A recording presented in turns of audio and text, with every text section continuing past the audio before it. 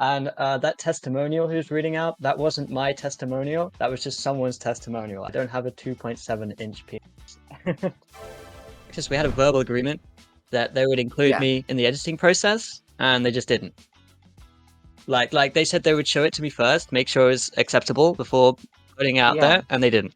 They riff on me saying I'm not a woman. The reason I say that is because Yeah. I identify as non-binary, but they don't specify that. They just assume that I'm a cis person doing an impression Oh, of a woman. Maybe they don't consider non-binary people as a valid identity. Like if you're gonna do that, say that. But to just omit it yeah. and not include it, it's just like a really key piece of context. Are you going to like follow up with it? Like, can you even take any action, or are you kind of just like stuck I'm because you I'm like basically signed away? stuck, but I don't care. They can sue me if they want. Yeah. Fuck it. Yeah. Like they can't say that they support trans people and they're like, openly supporting pride and things, and then sue a trans person for thousands of pounds for calling them out on transphobia. So True. so True. yeah, it's either you have the political social high ground or you don't.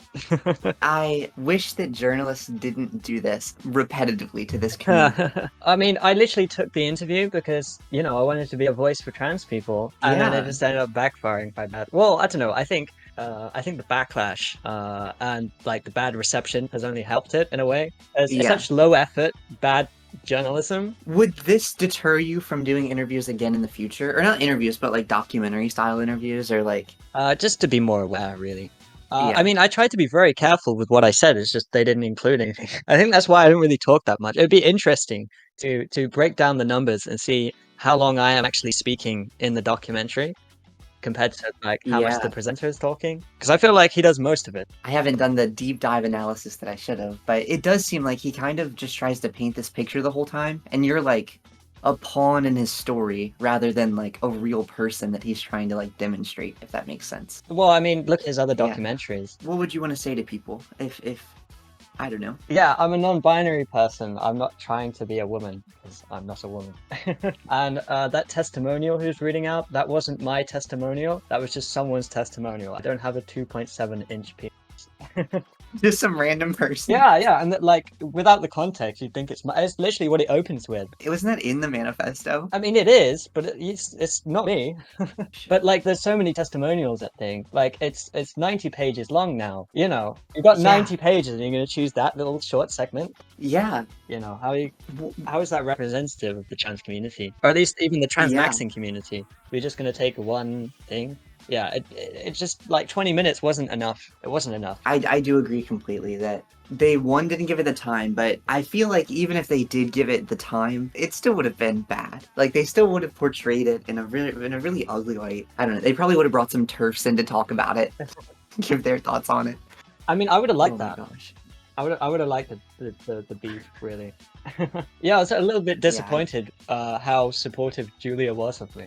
I mean, yeah, I appreciate the support and everything, but yeah, I Yeah. was hoping it could be. But you wanted a little bit of beef, right? Oh Like yeah, that's just kind a of bit, fun. yeah.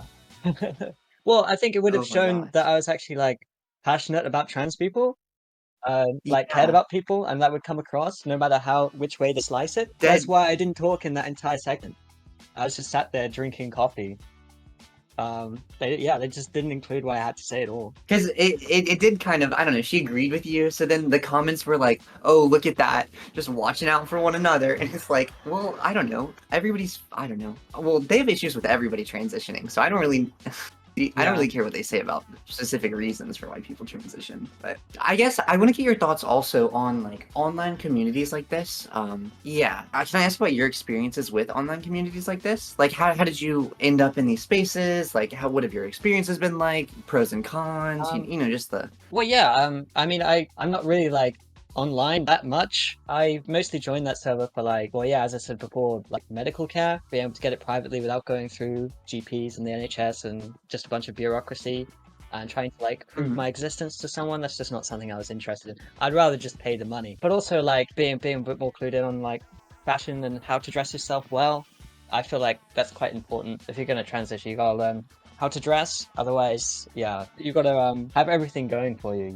It's stuff that flatters your figure or like, And yeah, it's really hard to like figure out how to dress, it still is really difficult to like figure out like what is fashionable, I guess, and like figuring out like all the things that I didn't learn for the first majority of my life of like, Well, yeah, I think once you get the fundamentals, you can then go into your own style. I mean, my style is quite eclectic anyways. Or before yeah, then, I really had no idea how to dress. It just had no real like personal flair to them. I mean, at the time, I didn't know it was dysphoria, but I guess it would be. That was something I always felt that was missing from my image was like personality through my clothes. I mean, that might be more a statement on like male fashion than it is like my own identity, but yeah, I just felt like I couldn't put myself across in what I wore. It was very yeah. stale, very safe, almost repetitive. Yeah, just not me.